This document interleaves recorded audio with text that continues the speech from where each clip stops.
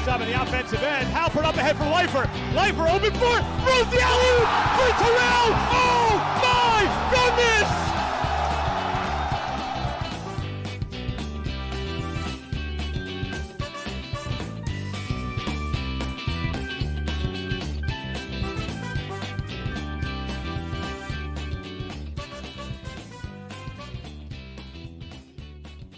I feel like I'm ignoring Don Corleone's phone call.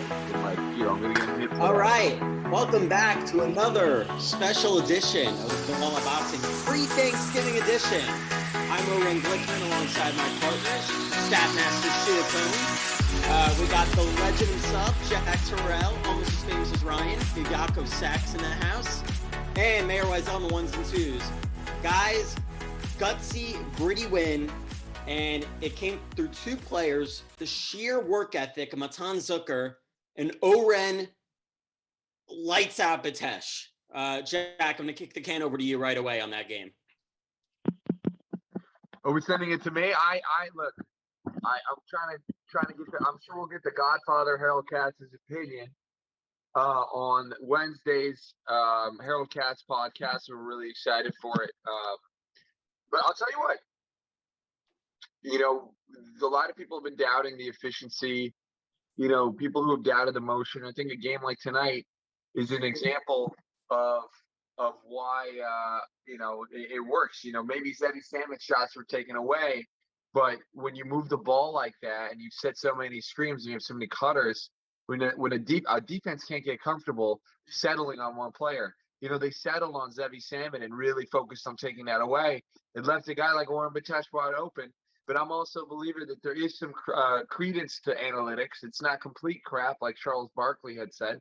I think there's a reason Daryl Morey and a lot of, high sophisticated IQ basketball people use it. And then the example of where it was good is Oren Batesh. This guy is taking, prior to tonight, 31 threes on the season and is shooting 46%. And against Farmingdale, he only shot 5 shots.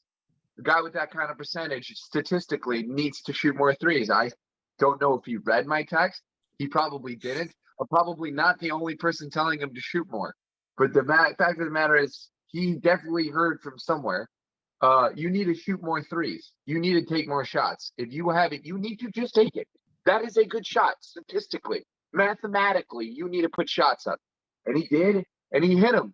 I think he looked a lot like Eitan Halpert. I thought last year, Oren could be that. I thought last year, there's no reason this guy can't be Eitan. And this year, tonight's performance was Eitan-esque. I mean, obviously, Eitan was a killer, unafraid of any moment. And as a junior, was a lethal defensive player. Started to slip away near the end. But neither here nor there. I thought Oren Batesh looked great tonight. Zucker, he's blue collar. He's the everyman's game. It doesn't always look pretty. It doesn't always look finesse. He's the lunch pail worker, and he's say whatever you want. Guy got to the line. Guy made big stops, made big plays, dove on the floor. We sloppied out that win, so you got to take the win. And like Harold said, he texted me, take the win and get the Friedrichsburg out of there. Shua, we talked a lot about being practical with this team in terms of the expectations. Do you think the type of win that they got tonight, they really had to hold their own in the way that they closed it out? Will that boost morale as they head forward, as they progress into the season? Yeah, I think it will definitely boost morale. I don't know if I was necessarily so concerned with their morale going into it, but definitely for a group of like freshmen, for the most part, to be able to like grind it out and be down a decent amount pretty late and come back and win kind of going away is definitely something that makes like it's exciting for the future, and it's something that they can build on. It's something they can look back to. It was away from home. I heard a decent crowd over there, and they looked impressive towards the end, especially where they grinded it out on defense. They worked hard on every possession. There weren't a lot of easy shots for purchase towards the end. And I mean, Matan was great in terms of getting to the line. I think like he was a large reason why number 5 fouled out on Burgess, and that was really a big part of the turning point in the game. And obviously Oren, I agree with Jack about the analytics.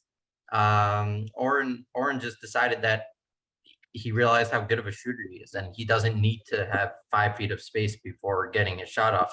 His shot is a better shot than many other shots within the offense, even if there's a man pretty close to him. So he used that. He took shots which were a little taken. We even saw him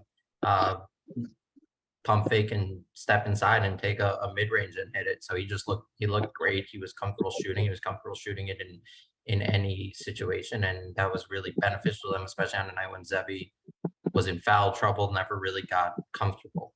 So yeah, I think that's the biggest takeaway is that so far the season, it's basically been the Samet show. And, you know, we've won or lost with him. Tonight, when he basically played, I don't know, what was his total minutes? 15?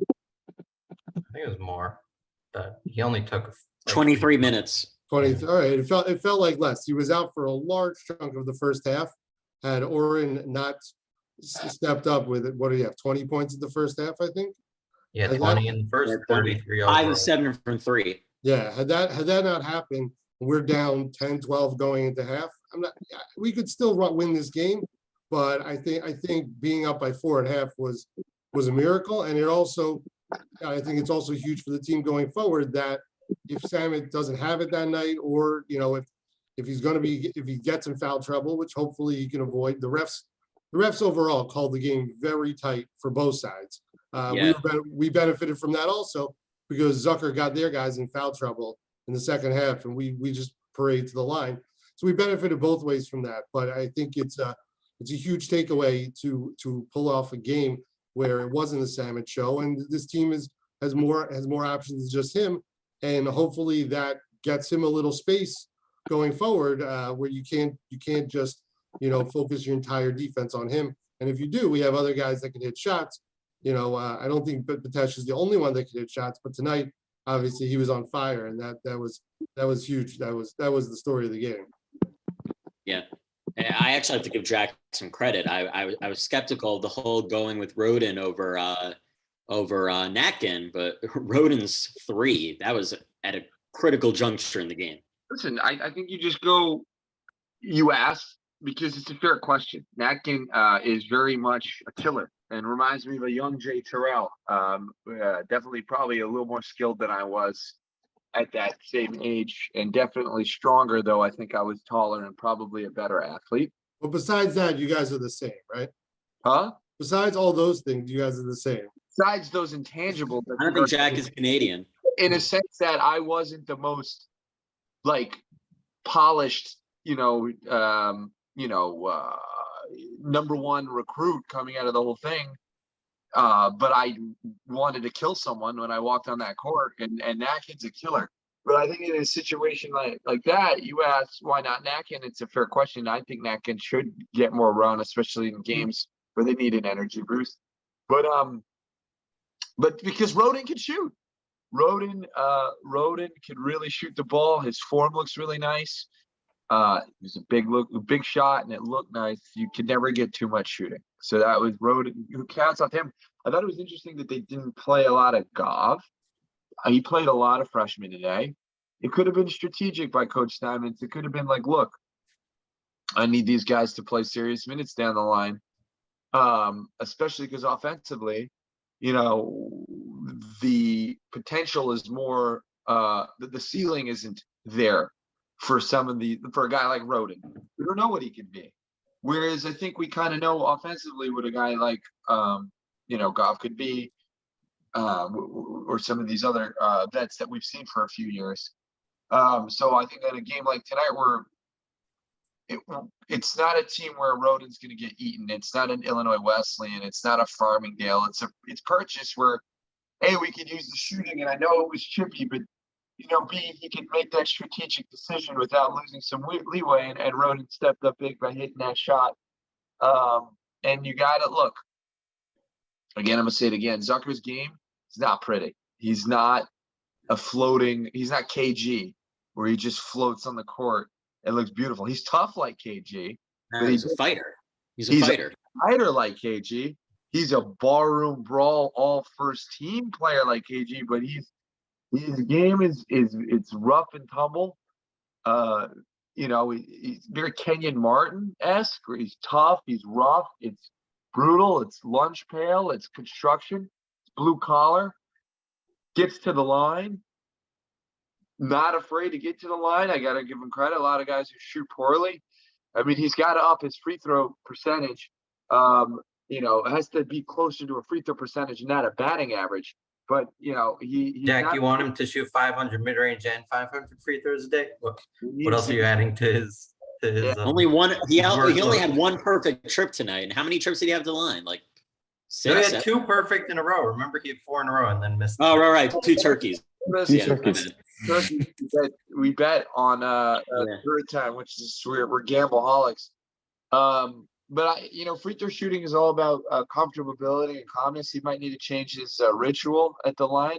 Like Ryan had the weirdest ritual, and that's because all the years he's changed it when he went on a cold streak and he finally found something that would get him calm. I mean, it's all ritual. Oh, I love Ryan's technique.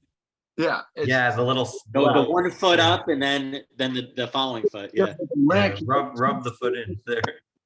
Yeah, the 2 spins, a lick, a step in. It's total garbage. There's no fundamentals on it at all. It's just this ritual to like calm the nerves, 1, 2, knock it down. It's like what Jason Kidd used to do with the hand kissing. Yeah, that would. Jack has gone from talking about analytics to start. Now he's talking about like rituals. We're going all over the place with the tape. And look, the game is an art as much as it is a science. So I think Oren should keep on the underwear that he wore in this game for every other game. So funny you should say that, and I like that you are making fun of me but I will detract. I will bounce back. Ray Allen always wore and Michael Jordan. I think Michael Jordan always wore his college shorts underneath his game shorts, and Ray Allen would always walk in the gym. He was also very superstitious. I have to read the reports, but he'd walk in the gym did the same thing every day. If one thing messed up, he felt like he'd have a good game. That's just because basketball, there's so much mental in it. And so whatever can get you mentally calm, scientifically and mathematically, there's no statistic that could account for that. You know, what mentally takes you out or puts you in, it calms your nerves. That's why I say that's a fair point. Ritual is important at the free throw. Jack, if we're gonna stick with rituals, you need to text a different player before every game, and then that player will go off. Well, now we're going back to analytics. I mean, Shu and I were talking analytically, and I was looking at the team statistics. I'm like, whoa, Orange shooting the shite out of the ball, and he only took 5 shots, bro. Shoot the ball. You're a shooter. What are you waiting for? So that it worked out. I don't know if it was me. I'm sure his dad was saying the same thing. I'm sure his mom, his cousin, his brother, whoever it was, the whole village of Great Neck was probably telling him to shoot the ball. But you know, whoever he listened to, it worked out. Yeah. I think he's from Queens, not Queens. Great Neck. But that's besides the point. So guys, 2-1 in the Skyline right now, and I'm gonna actually bring it over to Simi Cohen, who recently checked in. 2-1 in the Skyline Conference right now, as opposed to being 1-2. That's a big difference. A lot of the Skyline teams will actually play more of their games during the winter break for YU. Simi, how big was this win? It's a young group, but to already have a winning record in the Skyline when the season is still so young, it should really set them going forward, don't you think? Yeah, I think so. I think we're still not sure what to expect from this team. We're all chatting about it. Like, is this a team that could win the Skyline, get into a championship game? What are we looking for from this team? What are our realistic expectations? And I think this was a game that I felt they had to win to kind of keep that like top of the conference, like kind of confidence alive. At the same time, it's still super early and like you're thinking long-term, and we still haven't seen Max Zackheim yet. And we know that they're going to get better individually and as a group. That's just kind of natural, especially with like, you know, a motion offense or things that might be new to some guys. A team that had so much turnover in the roster that they're all learning to play with each other for the first time. So it's an awesome win. And also totally echo everything that Yaakov said in terms of doing it without Zevi. Like Zevi scored 6 points and played 23 minutes, and other guys stepped up. So like that shows you that they could be a little bit more multidimensional than we had seen in prior games. So I think that's huge. One question I was going to ask you guys, like, so I'm looking at the minutes. I actually didn't get to watch the whole game. I saw most of the second half, but I noticed that there was no Adi Markovic. And I'm just wondering if you guys think that it could be a combination of things, but like, what's the big, like, is it that Oren was doing a great job? He like dove on the floor and smashed like heads with an opponent at like 5 minutes. Right. So maybe it was I think it was. Yeah, maybe Elliot was being cautious with He got hurt. I didn't see that. It's a concussion protocol. I think he got hurt. So I think we got to notice that. Well, that now we're down 2 point guards. So, it'll be interesting to see if teams decide to press us more, knowing that, our only real superb ball handler would be Zevi Samit. And, you never want to be the guy bringing the ball up the court if you're also the go-to offensive option. I mean, something that they used to do in high school with Ryan was Max Leibowitz and Ryan Terrell would never bring the ball up for Valley Torah, just because why would you expend that energy when you need that energy playing D or playing O? It would be interesting to see what they do if teams decide to press us, knowing that we have one elite ball handler and Zevi Samit left.